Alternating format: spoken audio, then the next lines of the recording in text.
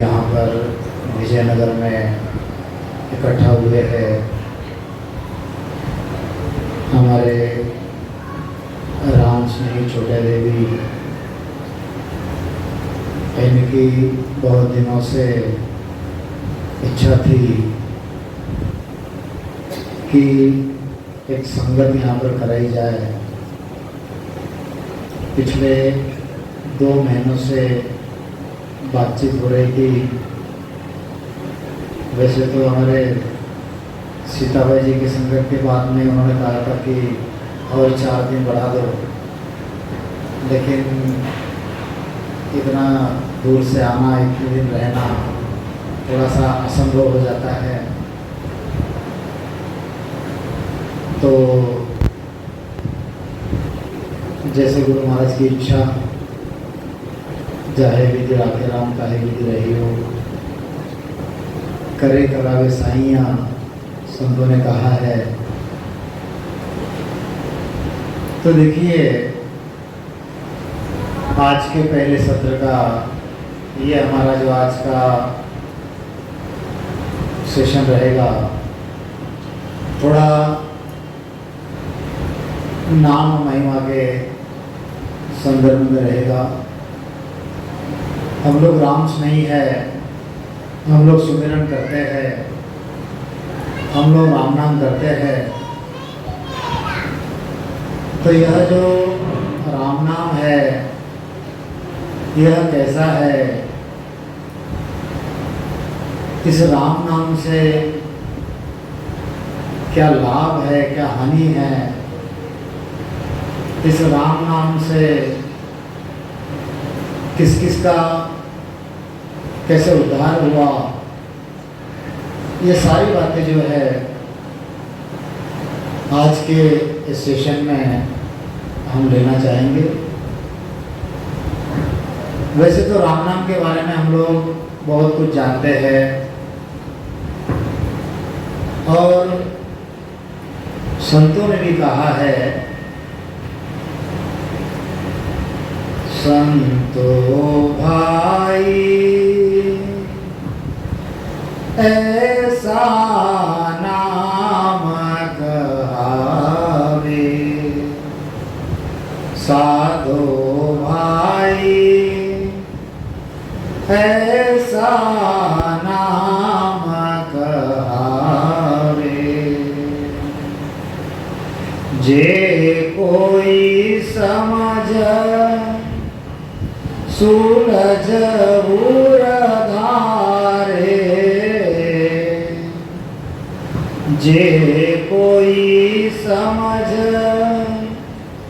सूरज उर धारे, तो सब सुख हाजिर होवे, संतो भाई ऐसा नाम कहावे। आदि सद्गुरु, सर्व आत्माओं के सद्गुरु, सर्व सृष्टि के सद्गुरु, सद्गुरु सुखराम जी महाराज कहते हैं कि संतो भाई ऐसा नाम कहावे। यह नाम कैसे कहलाता है कि जे कोई समझ सुलझ उधारे। इस राम नाम को अगर कोई समझ के, सुलझ के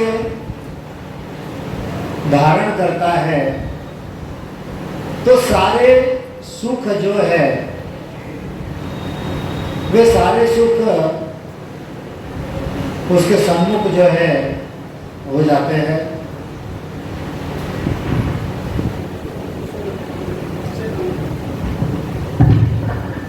तो गुरु महाराज जो कहते हैं,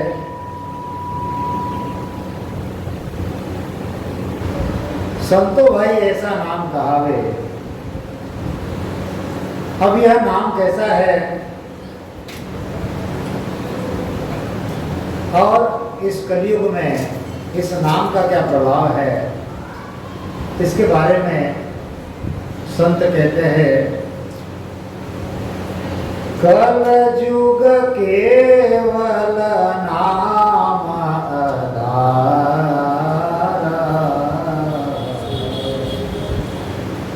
कल जुग केवल नाम आधारा, सुमिर सुमिर नर उतरहि पारा। इस कलयुग में अगर आधार कुछ है तो वह है राम नाम। और इस राम नाम से हम यह भवसागर जो है, यह भवसागर तर के जाएंगे। ऐसा क्यों कहा कि कल युग केवल नाम आधार?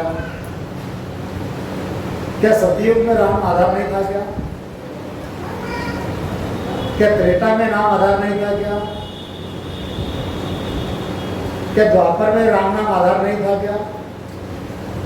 क्या सिर्फ कलयुग में ही यह राम नाम आधार है क्या? थोड़ा खोजना पड़ेगा, इस चीज को समझना पड़ेगा। छोटा सा एक किस्सा याद आया, आपको बताऊंगा। एक बार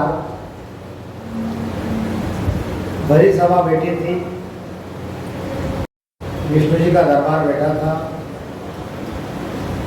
और सभी लोग जो है वहां पर आते थे।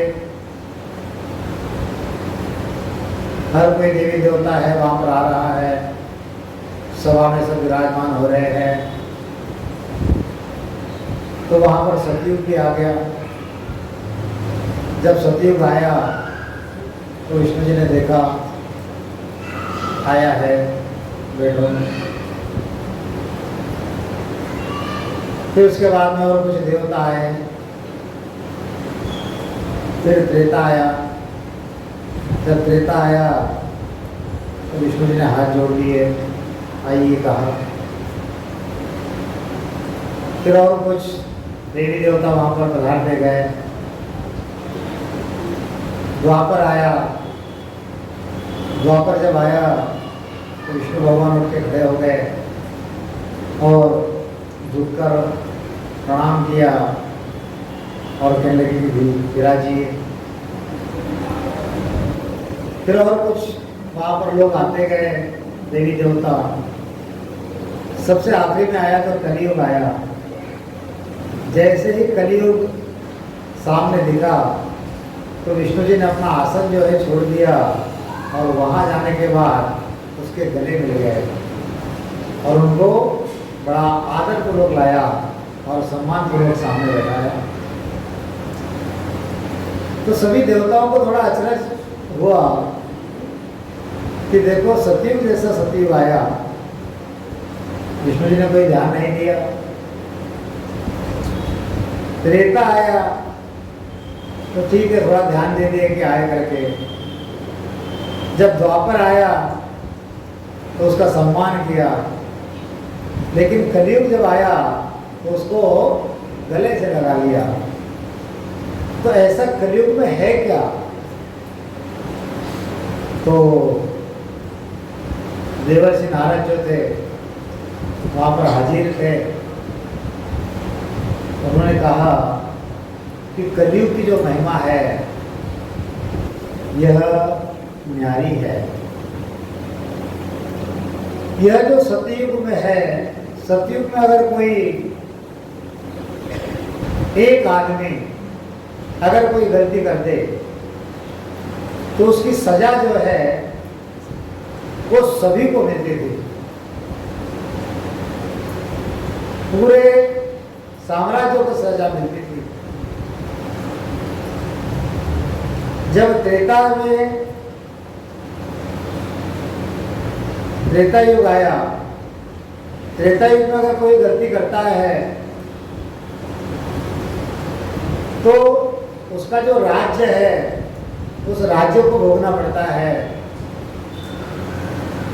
द्वापर में अगर कोई एक व्यक्ति अगर गलती करे तो उसके पूरे परिवार को भोगना पड़ता है। लेकिन सबसे न्यायिक जो है वो है कलयुग। जो करेगा भरेगा। गुरु महाराज ने भी कहा है कि करसी सोई भुगत सी प्राणी पुनः पाप।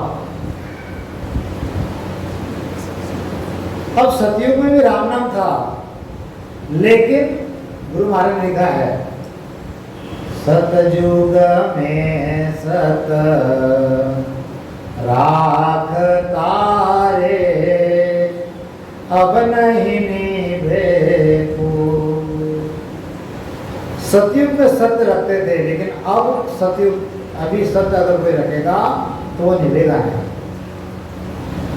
सतयुग में सत्य भी रखना पड़ता था और सतयुग में नाम जप भी करना पड़ता था, तब वह परम मोक्ष मिलता।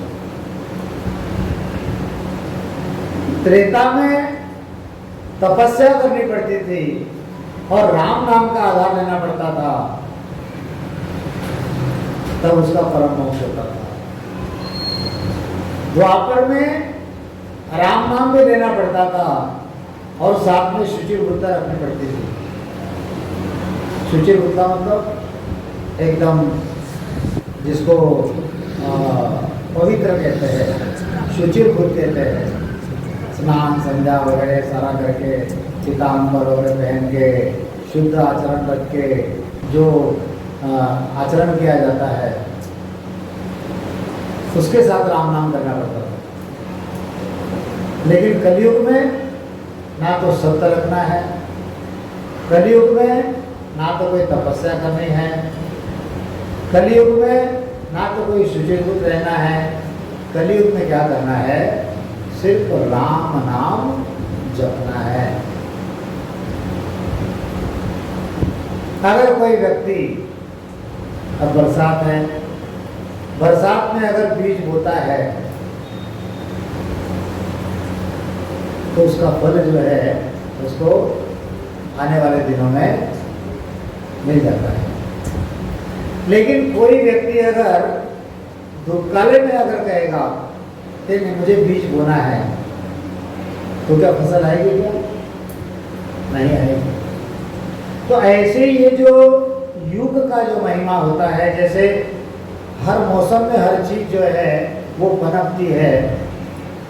संतों ने कहा है ना, क्या कहा है कि माली सींचे 100 घड़ा और ऋतु आए फल हो।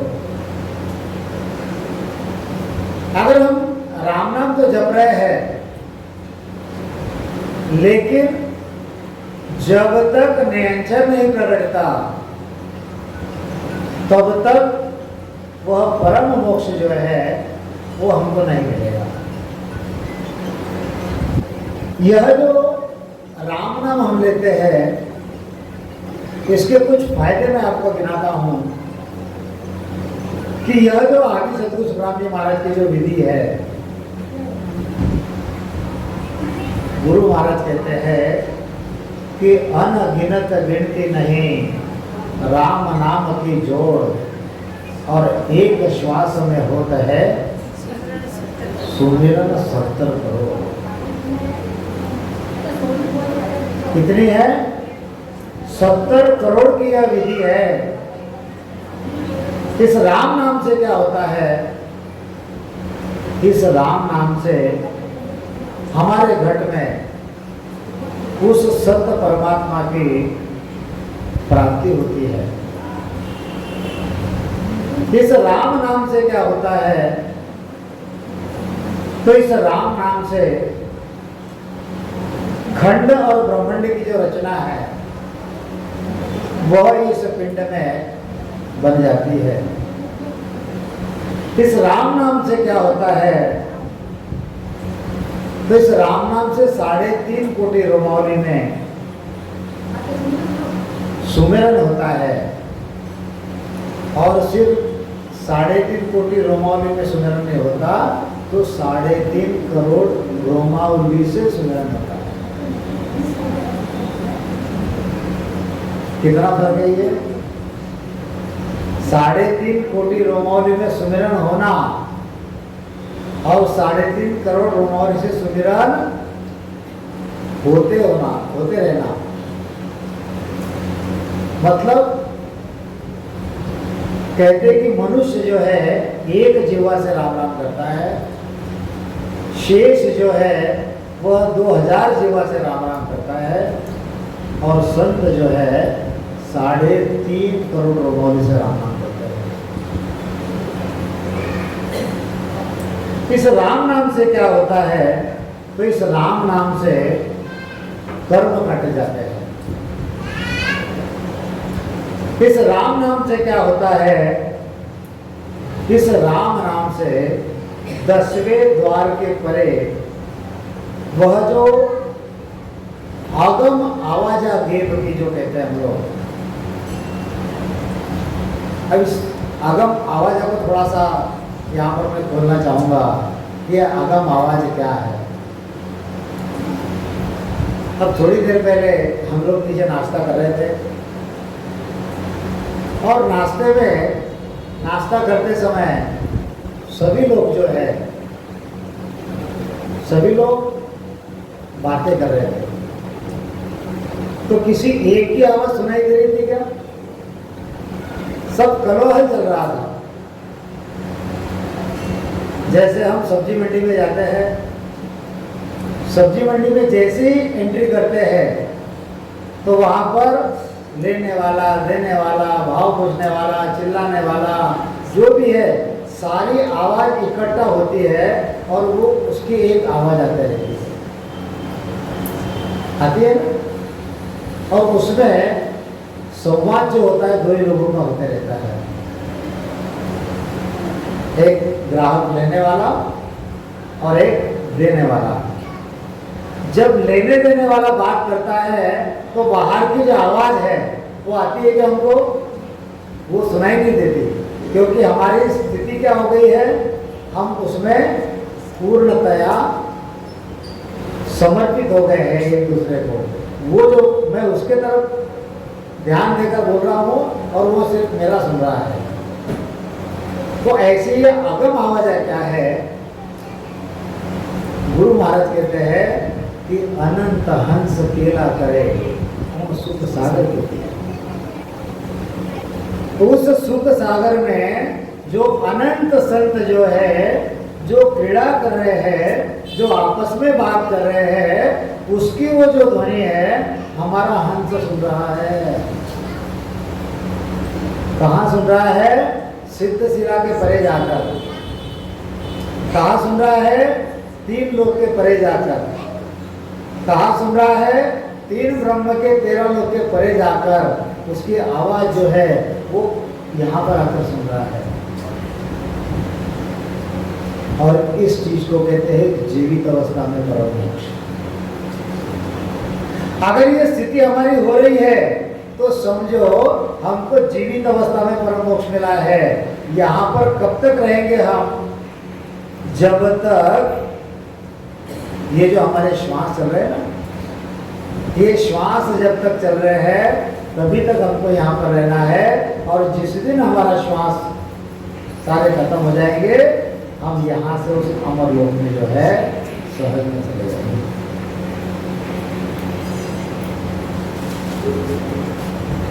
इस चीज को समझो कि गुरु महाराज क्या समझाना चाह रहे हैं हमको।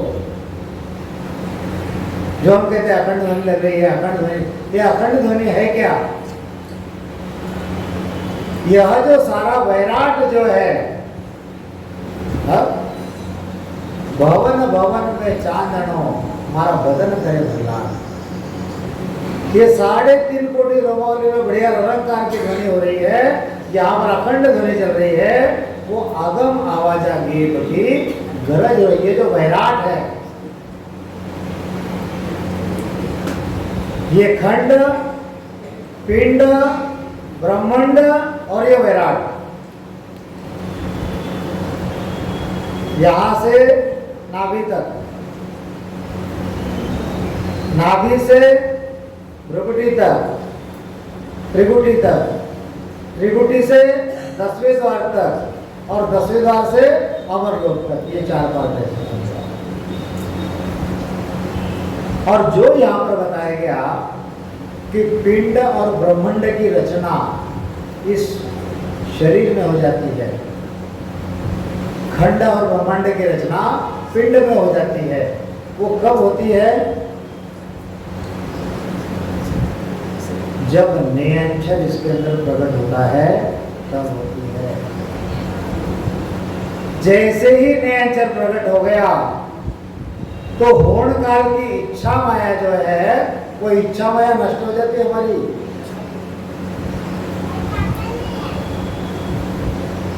जितना सहज ज्ञान इसको समझते हो वो इतना सहज नहीं है, इसको समझ लानी पड़ती है। हो रहा है, मुझे तो यहाँ पर मालूम पड़ गया। वो जो मालूम पड़ना है वो लाखा में लादे नहीं, करोड़ा में न होए, और अरबा खरबा माए नीले के क्या वो जो कहते हैं, उन्हीं संतों को होता है, वो सभी को नहीं होता। और यहाँ पर तो अनंत जीव है, इन अनंत जीवों में से हम अरबा खरबा में एक दो है कि हमको यहाँ पर मालूम पड़ रहा है। कहते हैं कि ये अखंड ध्वनि जो है ये सभी को नहीं सुनाई देती, ये भी बिरलों को सुनाई देती है। उन बिरले में से हम लोग हैं। हमारा कितना सौभाग्य है इस चीज को समझो। अनंत भोग अरु अनंत विलासा, आरुत है छतवार मासा, जे जन को ऐसा सुख चाहो, राम नाम रसना सुगाओ। क्या कहते संत? अनंत भोग अरु अनंत विलासा। यहां पर भोग कितने हैं? 5 भोग है। शब्द, स्पर्श, रूप, रस और गंध। ये पांचों के सुख के अलावा यहाँ पर छठवां सुख नहीं है। ये पांचों भोग के अलावा छठवां भोग यहाँ पर नहीं है। और आदि सद्गुरु, सर्व आत्माओं के सद्गुरु, सर्व सृष्टि के सद्गुरु सद्गुरु सुखराम जी महाराज कहते हैं कि अनंत भोग और अनंत विलासा। अनंत का मतलब जिसका कोई अंत नहीं। अनंत भोग अरु अनंत विलासा, आरुत है छतवार मासा, जे जन को ऐसा सुख चाहो, राम नाम रसना सुगाओ। जिसका अंत नहीं ऐसे अनंत भोग, अनंत विलास। और ऐसी ऋतु कैसी है? 12 मास। अभी हमारा धूप काला गया और बारिश शुरू हो गई, ऋतु बदल गया। ऋतु बदल गया, बारिश नहीं आई, कूलर लगाना पड़ा हमको। किसके लिए? सुख के लिए। अगर कूलर नहीं होता, पंखा नहीं होता, क्या बैठ पाते हम यहाँ पर? नहीं बैठ पाते। गुरु महाराज समझाते कि अनंत भोग और अनंत विलासा, ऐसी ऋतु जहां पर 12 मासा। 12 मासा क्यों कहा गया है? क्योंकि यहाँ पर सिर्फ 12 ही महीने होते हैं और वो चीज हमको समझती है, इसलिए 12 मासा कहा गया है। जे जन को ऐसा सुख चाहो। अब 12 मासा का मतलब कुछ पुराने लोग जो है 1 तोला समझ लेते हैं। वो 1 तोला नहीं है, हा? अभी 10 ग्राम का 1 तोला हो गया है। 12 मासा का मतलब 12 महीने बता रहे थे महाराज। पहले जो सोना तोला जाता था ना, वो मासे में तोला जाता था, 1 मासा 2 मासा, और 12 मासे का 1 तोला सोना होता था। अब मासा जो है वो छूट गया। मासे से कम होता था, गूंज होते थे, गूंज लाल और काली, देखिए ना कई लोगों ने। वो मापक यहाँ पे नहीं लगाना, क्योंकि माया का दिमाग चलने वाला उसमें चला जाता है। यहाँ पर हमको क्या समझना है? 12 महीने समझना है। अनंत भोग और अनंत विलासा, आरुत है सत 12 मासा, जे जन को ऐसा सुख चाहो। जिसको ऐसा सुख चाहिए तो राम नाम रस ना सुखाओ। और ऐसा जो राम नाम है, आदि सदगुरु सुखराम जी महाराज कहते हैं, एक घड़ी आधी घड़ी हर को ध्यान धरे, एक घड़ी आधी घड़ी हर को ध्यान धरे, वासर भर जिग जोग तप को नाही करे।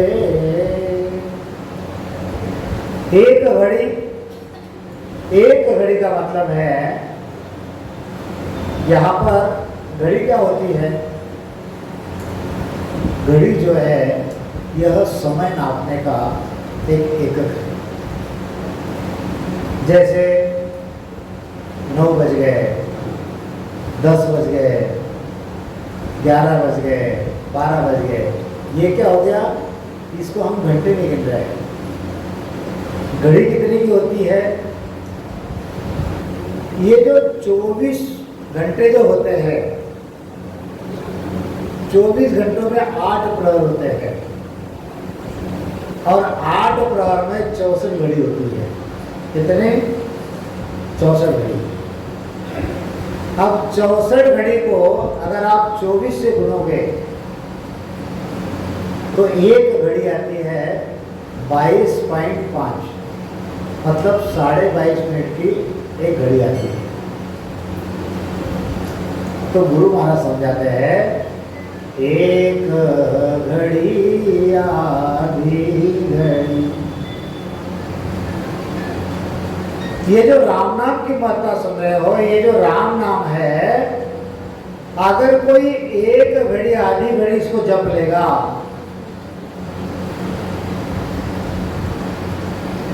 एक घड़ी आधी घड़ी हर को ध्यान धरे, वा सर्वघर, यानी उसके बराबरी का, जीग मतलब यज्ञ, जोग मतलब योग, और तप मतलब तपस्या। अगर कोई दिन भर में 22 मिनट अगर राम नाम कर लेता है, 22.5 मिनट, तो उसके बराबरी का जीग जोग तप जो है उसकी बराबरी नहीं कर सकते। अरे अगर एक यज्ञ आपको करना है, कितनी तैयारी करनी पड़ती है? हाँ? अगर आपके घर में आपने कोई एक यज्ञ अगर निर्धारित किया है, किसी पंडित जी ने बोला कि यज्ञ करना है, तो तैयारी कितने दिन करनी पड़ती है हमको? 15 दिन, महीना भर, 1 दिन, 8 दिन, 4 दिन, 2-2 महीने तैयारी चलती है। ये चाहिए, वो चाहिए, ये सामान चाहिए, वो सामान चाहिए, ये शुद्ध चाहिए, ये ऐसा चाहिए, वो ऐसा चाहिए, ये दुकान पर मिलेगा, वो दुकान पर मिलेगा। फिर उससे घर से निकलो, पेट्रोल चलाओ, वो सामान को लाओ, सब इकट्ठा करो, फिर यजमान आएंगे, यजमान बैठेंगे, फिर नहाएंगे धोएंगे, बढ़िया त्रिपुंड लगाएंगे, फिर यज्ञ का सामान रखेंगे, सारा देखेंगे, फिर कहेंगे कि अरे ये खराब है, इसको पलटा के लाओ, तो फिर आधा घंटा हो जाएगा। इतना सब करने के बाद में भी उस यज्ञ का क्या फल मिलेगा?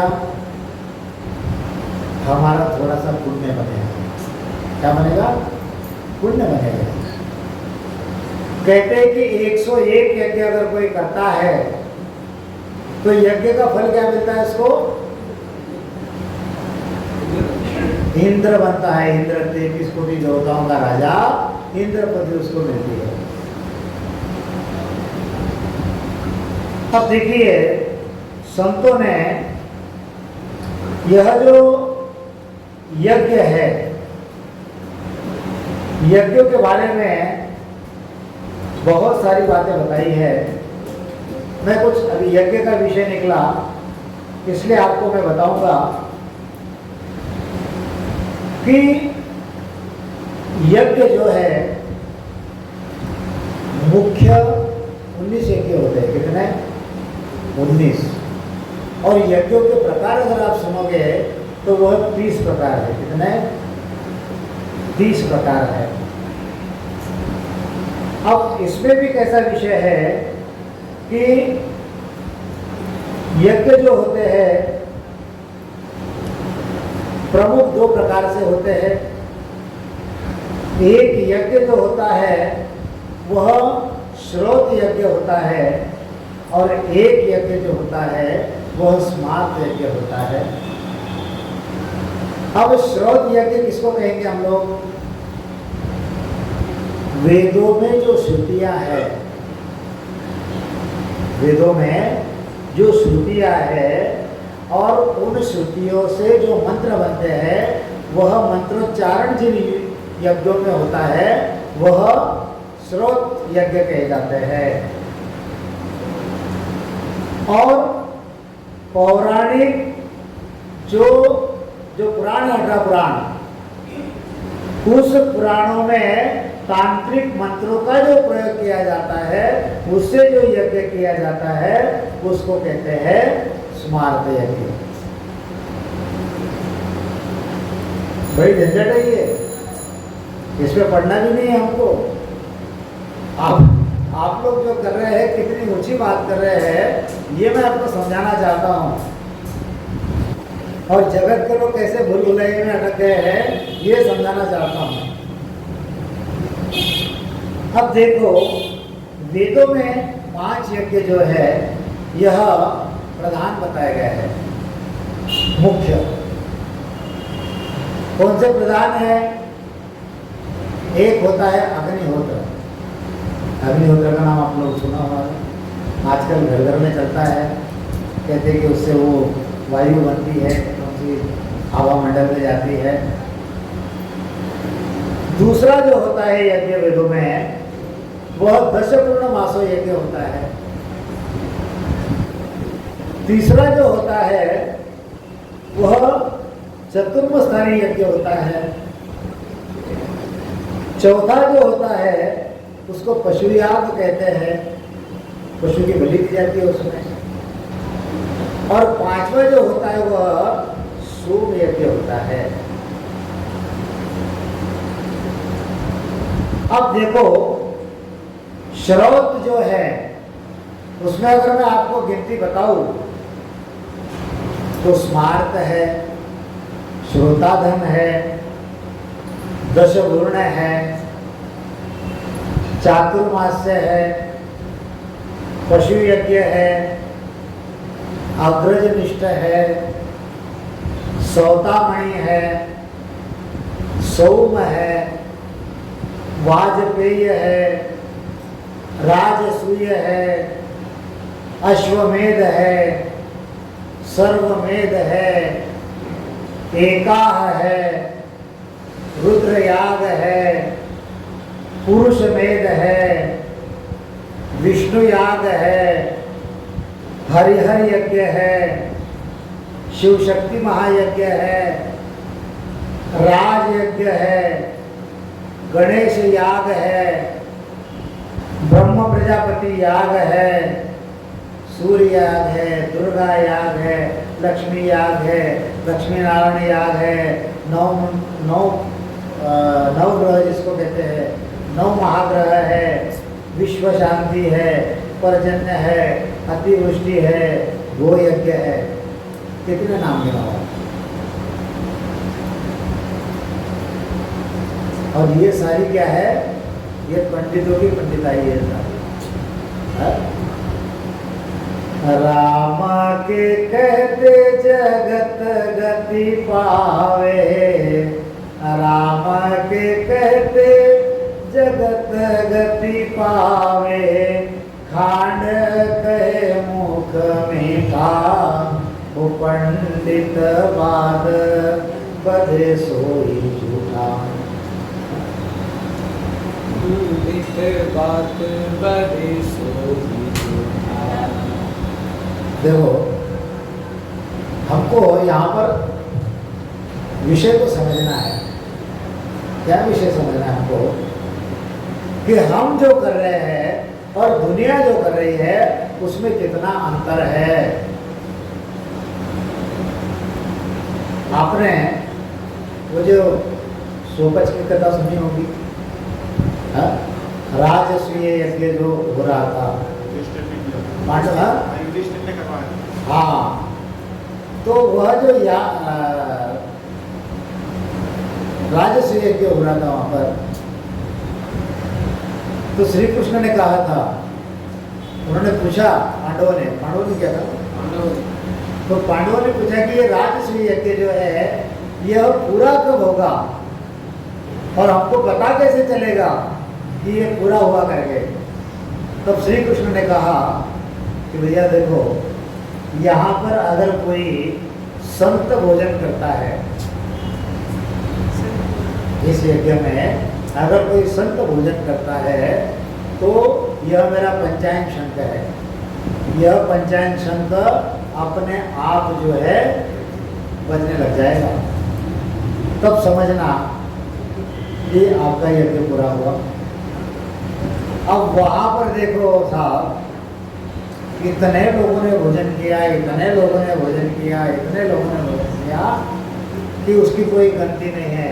अत्रि, तैत्री, मैत्री, वैदेही, धृतराष्ट्र, इसके से 100 पुत्र से धृतराष्ट्र, पांडव, इवन अर्जुन, नुकुल, जो भी है सारे के सारे, श्री कृष्ण ने भी वहां पर भोजन किया। बात को समझिए, जो स्वयं को कहता है कि मां एकम शरणम व्रज, आप मेरी भक्ति करो, मेरे अंदर आप आके मिल जाओ, ऐसा श्री कृष्ण ने वहां पर भोजन किया, लेकिन पंचायन शंख वहां पर बजा नहीं। तो पांडवों ने पूछा, क्यों भैया अभी तक ये क्यों नहीं बज रहा? बोले आपने स्वयं भोजन कर लिया, फिर भी ये शंख नहीं बज रहा है। तो कहने लगे कि अभी तक संत ने भोजन नहीं किया। बोल फिर ऐसे संत है कहाँ? तो उन्होंने वह जो वाल्मीकि था, उस वाल्मीकि का नाम बताया कि फलाने फलाने जो संत है वो अगर यहाँ पर आएंगे और भोजन करेंगे तो ये जो हमारा यज्ञ है यह पूर्ण हो जाएगा। अब ये कथा हम लोगों को पता है। फिर वहाँ पर भीम गए, भीम ने कहा कि भोजन के लिए आओ, उन्होंने कहा कि उसका पुण्य आप मेरे को दे दो, भीम ने मना कर दिया। फिर द्रौपदी गई, द्रौपदी ने कहा कि साधु दर्शन जावता, जेता धरिए पाव, और पेग पेग अश्वमेध यज्ञ, भले जो मन का भाव। ये सारी बातें बताई, ये सारा हमने सुना। वह जो वाल्मीकि था, वाल्मीकि, उसको यह राम नाम कैसे मिला ये पता है आपको?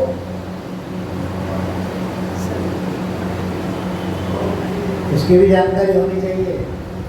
राम नाम तो सबको पता है, नहीं ऐसी बात नहीं है। राम नाम किसी को पता नहीं है क्या? लेकिन संत कहते हैं कि राम नाम हर कोई कहे, ठग ठाकुर और चोर, और जिस नाम से संत करे वह नाम कशोर। एक बार वशिष्ठ मुनि है, वशिष्ठ मुनि और कोई संत तो शायद, हाँ